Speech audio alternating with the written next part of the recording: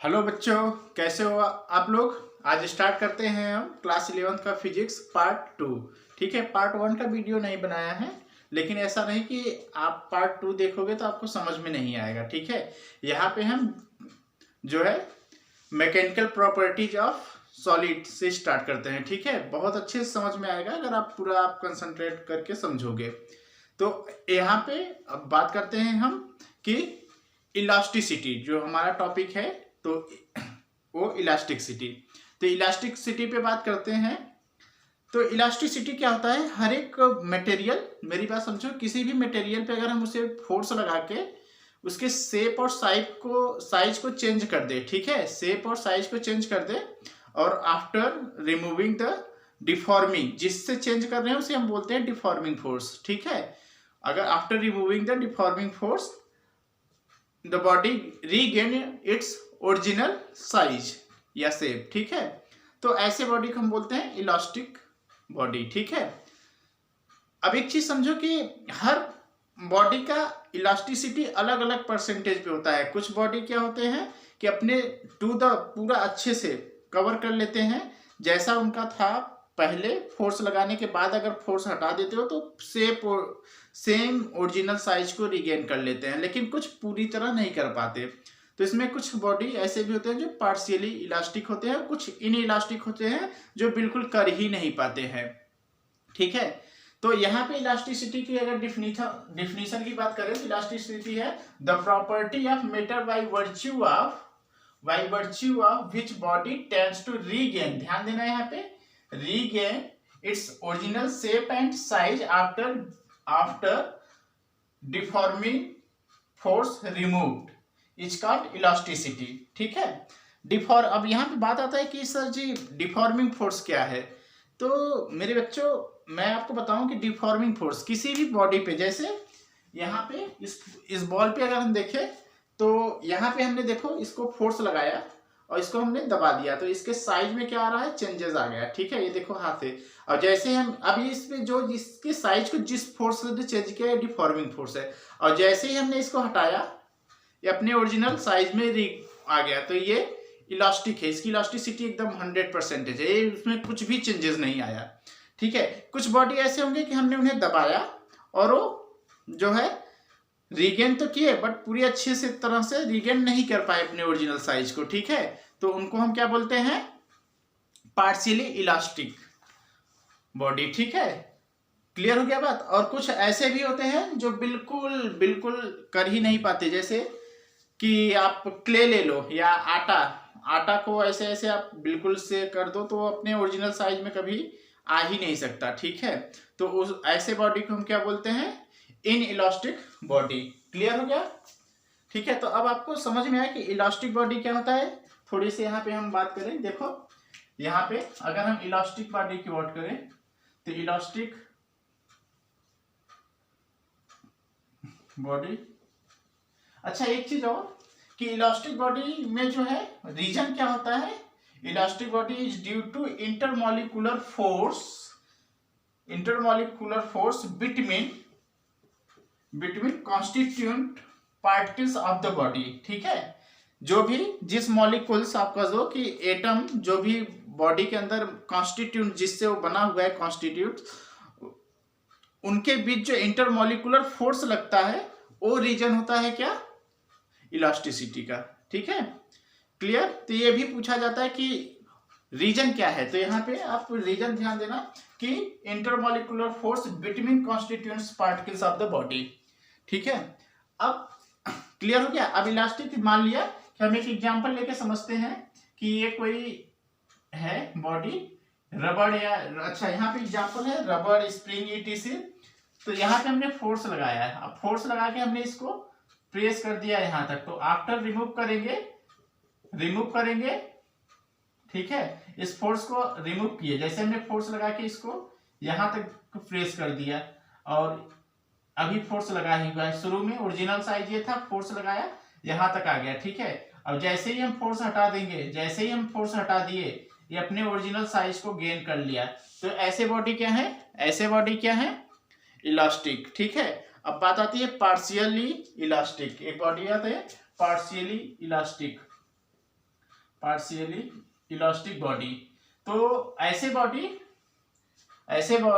यहाँ पे the property of matter by virtue of which the body tends to try to regain its original shape, मतलब पूरी तरह से शेप को नहीं पाएगा, ठीक है, बट थोड़ा सा कमी रह जाएगा। जैसे कि हमने यहाँ पे आपको समझाएं कि इसको हमने फोर्स हटाया तो इसको ओरिजिनल साइज का डिस्टेंस अगर देखें तो ये था, बट ये यहाँ तक ही आया, ठीक है, ये यहाँ तक ही आया, पूरी तरह ओरिजिनल साइज को नहीं कवर कर पाया। तो ऐसे बॉडी को हम क्या बोलते हैं? Partially elastic body. अब आती है in elastic body.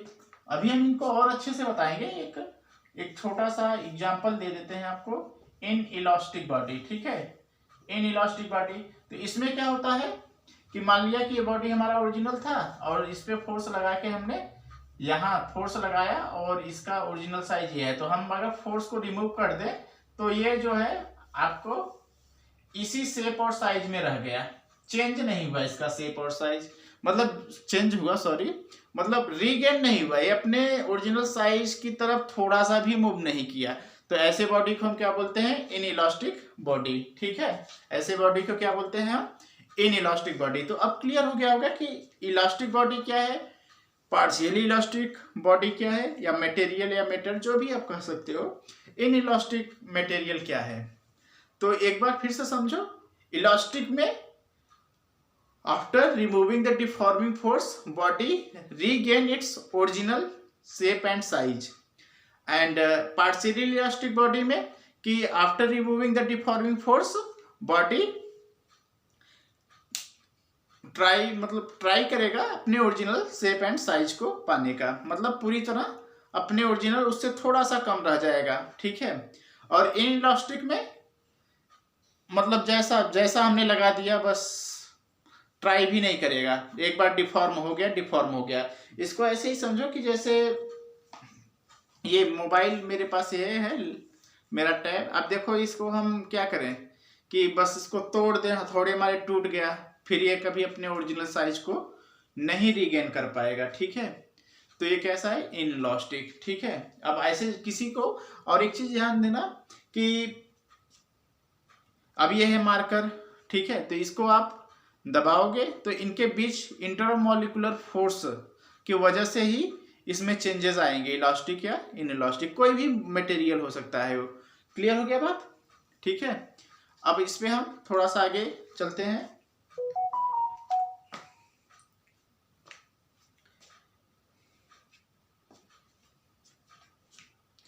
Rigid body, ठीक है। अभी हम फिर से आएंगे यहाँ पे, एक चीज छोटा सा टॉपिक और है, रिजिड बॉडी किसे कहते हैं, ठीक है बच्चों।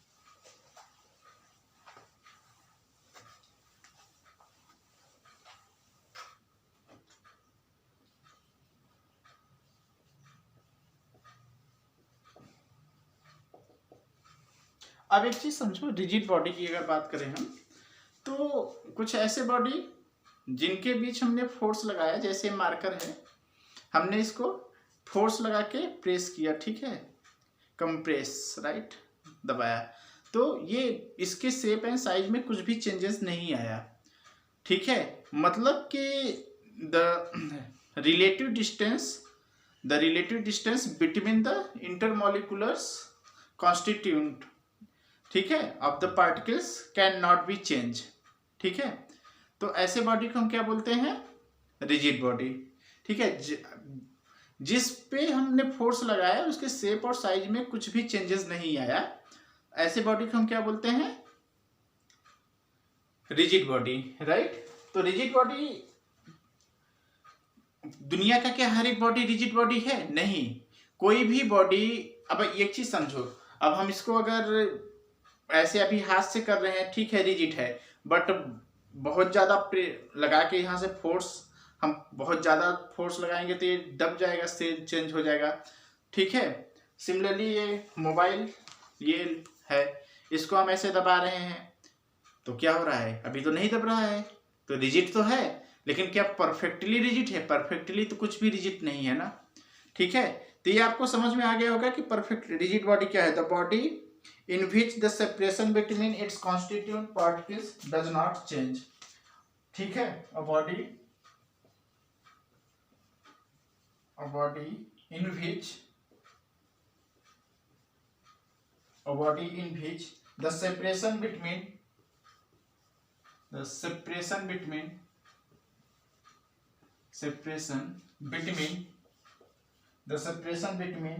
its constituent particles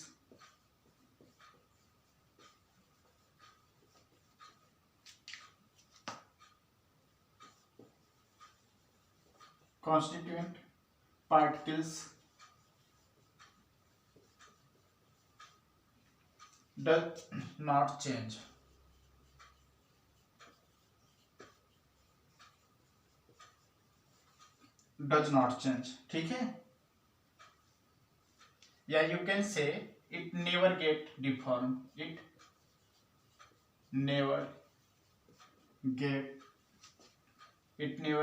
deformed.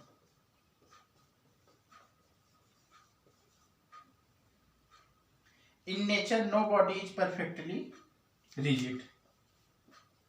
In nature, no body perfectly rigid, ठीक है। तो अब आपको क्लियर हो गया होगा कि रिजिड बॉडी क्या है, ठीक है। यहाँ पे देखो, a body in which the separation between its constituent particles does not change, ठीक है। जैसे अगर हम ले एक एग्जांपल लेके आपको समझाएं, यहाँ पे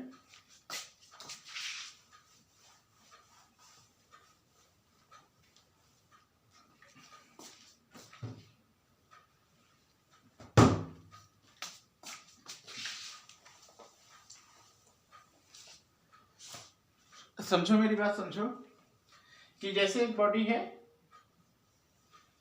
यहाँ पे दो मॉलिक्यूल्स हम बना लिए, ठीक है। इनके बीच का डिस्टेंस d है और ये a और b है, राइट। इस पे हमने फोर्स लगाया, अब ये पार्टिकल्स फोर्स लगा के इसके में लगाए, तो ये बॉडी अभी भी इनके बीच की डिस्टेंस d ही है, ये बॉडी यहाँ से यहाँ शिफ्ट हो गया, ठीक है। इनके बीच कोई भी चेंजेस नहीं आया, तो ऐसे बॉडी को हम क्या बोलते हैं? रिजिड बॉडी, ठीक है। ओके, अब आगे हम बात करें। देखो फिर से मैं बता रहा हूं कि आपको इलास्टिसिटी समझ में आ गया, ठीक है। इलास्टिसिटी, ऐसे बॉडी जिनके जो इन पे हम रिफॉर्मिंग फोर्स हटा दे, फोर्स रिमूव कर दे, तो वो अपने ओरिजिनल शेप एंड साइज को रीगेन कर ले। दूसरी बात कि हम पार्शियली इलास्टिक बॉडी, कि ऐसे बॉडी जिन पे हम फोर्स लगाएं, अरे फोर्स रिमूव करें, उस पर जो भी फोर्स लगा हुआ है डिफॉर्मिंग फोर्स, और वो अपने ओरिजिनल साइज को पूरी तरह जो है कंप्लीटली रीगेन ना कर सके, ठीक है। मतलब रीगेन तो किया बट पूरी तरह नहीं किया, तो ऐसे बॉडी को हम क्या बोलते हैं? डिफॉर्मिंग, अरे सॉरी, पार्शियली इलास्टिक बॉडी। और ऐसे बॉडी जो बिल्कुल अपने साइज को रीगेन ही ना करे, जैसे मैंने फोर्स लगा के उन्हें पूरी तरह डिफॉर्म कर दिया, वैसे बॉडी को हम क्या बोलते हैं? इनइलास्टिक बॉडी, ठीक है। क्लियर? और ऐसे बॉडी, ठीक है, जिनके बीच हम फोर्स लगाए और उनके कॉन्स्टिट्यूट पार्टिकल्स के बीच में जो डिस्टेंस है वो चेंज ना हो, तो ऐसे बॉडी को हम क्या बोलते हैं? Rigid body. बट यहाँ पे in nature perfect, no body is perfectly rigid, ठीक है। तो ये आपको बात याद रखना है। क्लियर? तो ये हमने तीनों आपको समझा दिया है मैं कि इलास्टिक क्या है, इनइलास्टिक क्या है, पार्शियली इलास्टिक क्या है, रिजिड क्या है। अब आगे हम इस पे करेंगे stress, strain, types of stress and type of strain, ठीक है। तो ये सीरीज अब चलेगा, पूरा पार्ट 2 फिजिक्स कंप्लीट हो जाएगा आप लोगों का। ओके क्लास, तो आप इसको आप बहुत अच्छे से समझ लो। ओके, आपको कहीं पे भी डाउट हो रहा है या पार्ट 1 के फिजिक्स में किसी टॉपिक पे डाउट है तो आप मेरे से बताएं, आपको उसका वीडियो मिल जाएगा। क्लियर है? जो भी आपको प्रॉब्लम हो रहा है फिजिक्स में, आप सभी लोग जो है कमेंट बॉक्स में लिखो, जितना हो सकेगा आपका मदद किया जाएगा। Okay class, thank you.